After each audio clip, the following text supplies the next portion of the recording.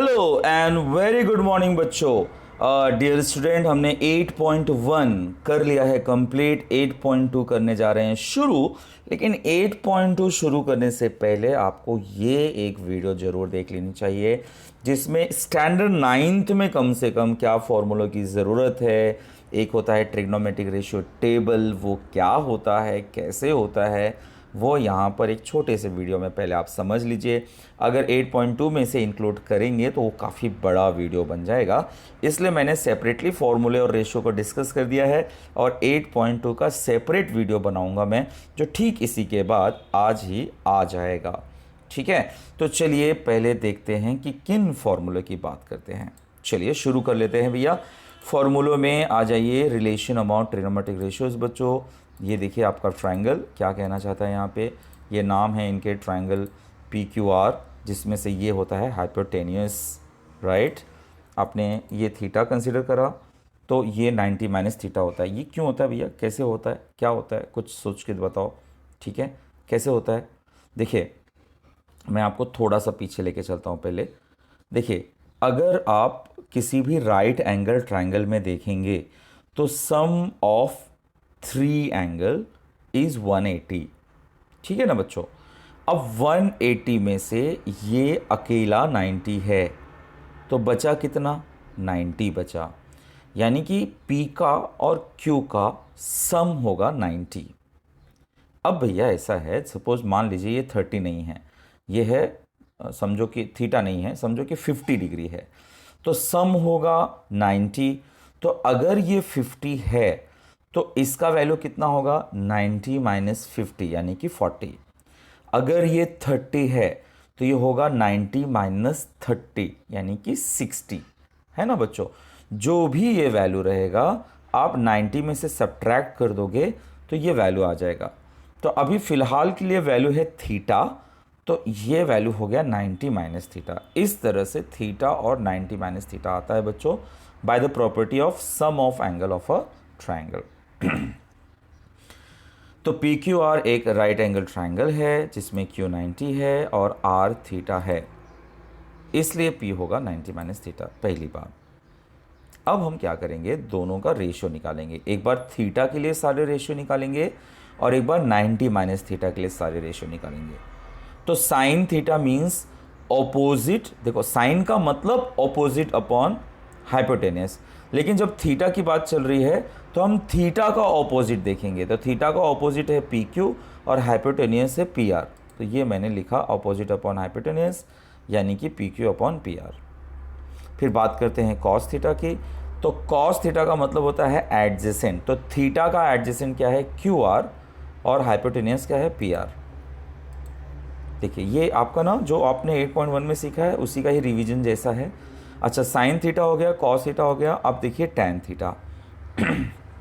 Tan theta का मतलब क्या हुआ, टैन थीटा का मतलब opposite upon adjacent, opposite upon adjacent. तो थीटा का ऑपोजिट है PQ और एडजेसेंट है QR। तो बच्चों ये तो हो गया सारी बातें थीटा की। आइए अब बातें करते हैं 90 माइनस थीटा। 90 माइनस थीटा मतलब मुझे ये P वाला एंगल देखना है।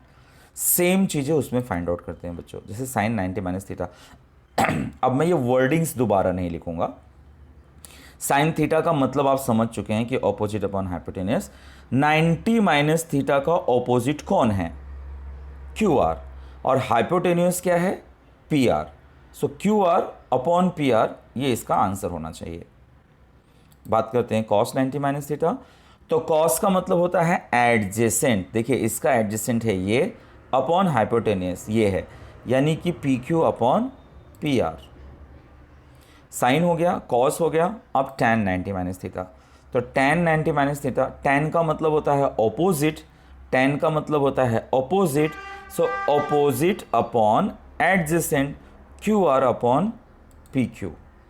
तो इस तरह से आपने sine theta, cos theta, tan theta और 90 माइनस थीटा के भी तीनों निकाल दिए। अब बच्चों इसे आप अच्छे से ऑब्जर्व करिए, बस यहीं से बन जाएंगे आपके फॉर्मूले।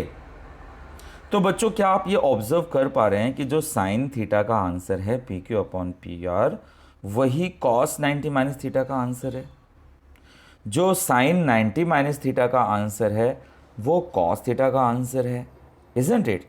यानी कि इन दोनों के कंपैरिजन से आप कुछ कंसिडरेशन कर सकते हैं। हम कह सकते हैं कि sine theta is equal to cos 90 minus theta because values are same. तो क्या इसी तरह से हम कह सकते हैं कि cos theta is equal to sine 90 minus theta? ये याद रखिए, ये आपके लिए फॉर्मूला हो गया। वैसे तो इसकी ज़रूरत 8.2 में नहीं पढ़ने वाली, बट प्रॉब्लम सेट में पढ़ने वाली है। ऑल्सो बच्चों, अगर हम tan theta into tan 90 minus theta करें तो होगा क्या? P Q upon Q are into Q R upon P Q होगा। इसमें हो क्या रहा है कि पी क्यू कैंसिल हो जा रहा है, क्यू आर भी कैंसिल हो जा रहा है, and you are getting just 1। तो ये 3 रिजल्ट आपने यहाँ से देखा कि कैसे 90 माइनस थीटा वाले एंगल। 10th में भी आपको ये प्रीवियस नॉलेज में पूछता है बच्चों। दूसरी बात, और एक रिलेशन है, अगर आप ध्यान से देखें, साइन थीटा और कॉस थीटा को अगर आप डिवाइड करें तो हाइपोटेन्यूस और हाइपोटेन्यूस कैंसिल हो जाता है और बचता क्या है? ऑपोजिट अपॉन एडजेसेंट, है ना। देखिए sign theta upon cos theta करते हैं तो इसके वैल्यूज़ अगर मैं लिखूं इस तरह से तो पी आर और पी आर कैंसिल हो जाता है और आपको बचता क्या है? P Q upon Q R. तो P Q upon Q R तो tan थीटा का आंसर है, यानी हाइपोटेनियस कैंसिल होने के बाद बच क्या रहा है? ऑपोजिट अपॉन एडजेसेंट ना, that opposite upon adjacent is nothing but tan theta.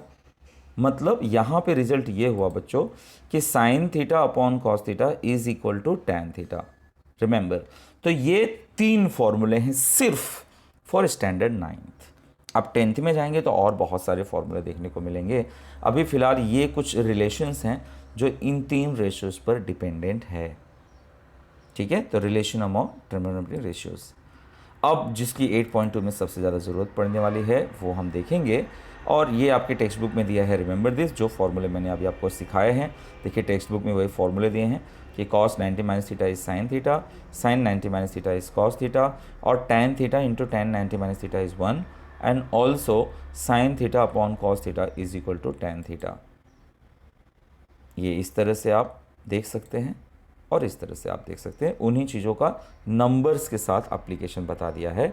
जैसे sine 30 is equal to cos 90 minus 30, मतलब 90 माइनस 30 60, मतलब जो साइन 30 का वैल्यू होता है वही कॉस 60 का वैल्यू होता है। ठीक है, ये इस तरह से हमने पता लगा लिया। आइए बहुत इंपॉर्टेंट चीज़ आपको बताता हूँ मैं, ये टेबल किस बारे में है। ये टेबल में हम लोग क्या करेंगे बच्चों, ये देखिए एंगल्स कंसिडर करेंगे हम लोग इस तरह से 0, 30, 45, 60 और 90, और यहाँ पर लिखेंगे साइन थीटा, कॉस थीटा और tan थीटा। टॉपिक का नाम है values of trigonometric ratios for certain angles.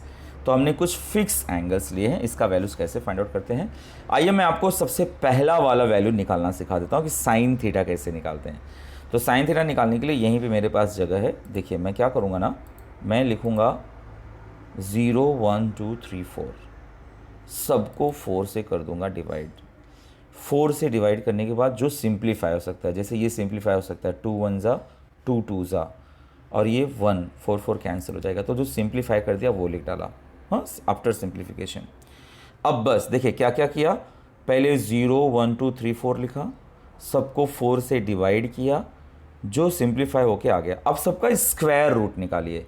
जैसे 0 का स्क्वायर रूट क्या होगा? 0। 1/4 का स्क्वायर रूट क्या होगा? 1/2, तो ये हो गया 1/2। इसका स्क्वायर रूट क्या होगा? 1/√2, तो 1/√2। इसका स्क्वायर रूट क्या होगा? √3/4, 4 मतलब 2, और 1 का स्क्वायर रूट 1। तो बच्चों इस तरह से हमने साइन थीटा का वैल्यू निकाल लिया। एक बार बच्चों साइन थीटा का वैल्यू आ गया तो आप सब कुछ रेडी हो जाएंगे। मतलब जो साइन थीटा का वैल्यू आ गया ना, इसी को आप रिवर्स कर दीजिए, घुमा दीजिए, ये कॉस थीटा का वैल्यू आ जाएगा। यानी यहाँ पर 1 आएगा, यहाँ पे √3/2 आएगा, 1/√2 आएगा, 1/2 और 0 आ जाएगा। देखिए मैंने उसी को उल्टा घुमा दिया।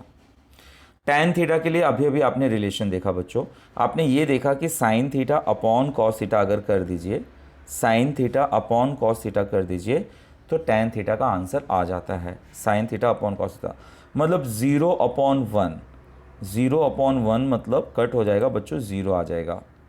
इसको आप डिवाइड करेंगे तो 2 और 2 कैंसिल, यह आ जाएगा 1/√3, 1/√3। सो आंसर √2 कैंसिल, 1/1 मीन्स 1, 2 और 2 कैंसिल, √3/1 यानी कि √3, और 1/0, अपॉन में अगर 0 हो बच्चों तो वो नॉट डिफाइंड होता है। तो ये तो हो गया कि टेबल लिखना कैसे है, लेकिन क्या आप छोटे से क्वेश्चन के लिए हर बार टेबल ही बनाएंगे? तो आखिर इस टेबल को याद कैसे किया जाए, कैसे ये वैल्यूज़ आपको अपने आप याद रह सकते हैं?